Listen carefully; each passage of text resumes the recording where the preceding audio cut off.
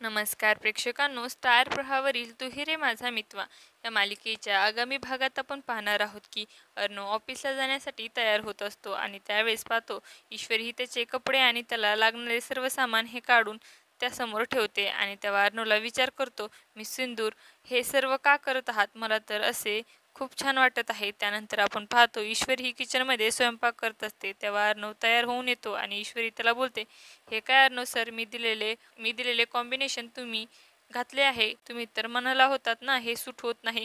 तेव्हा अर्णव उत्तर देतो, काय काय गोष्टी ट्राय केल्यानंतरच काही गोष्टी ट्राय केल्यानंतरच लक्षात येतात सूट होतात की नाही, मग त्या सूट होऊन जातात. उदाहरणार्थ म्हणजे फडगूचंद आणि मिस सिंदूर. आणि तेव्हा दोघेही एकमेकांकडे प्रेमाने पाहू लागतात. त्यानंतर आपण पाहतो सर्वजण नाश्त्यासाठी एकत्र बसलेले असतात, परंतु त्या ठिकाणी ईश्वरी आणि अर्णव आलेले नसतात.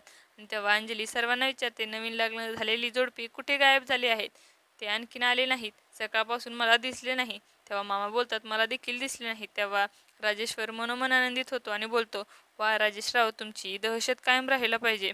असेच हे दोघे जन्माला घाबरूनच दूरच राहिले पाहिजेत असा विचार करून तो मनोमन आनंदित होतात. आणि आता येणाऱ्या भागामध्ये ईश्वरी आणि अर्णव यांच्यामध्ये कशा प्रकारे प्रेम वाढीस लागणार हे पाहणं अतिशय रोचक ठरणार आहे. तुम्हाला जर आपला व्हिडिओ आवडला असेल तर चॅनलला लाईक, शेअर आणि सबस्क्राईब करायला विसरू नका. धन्यवाद.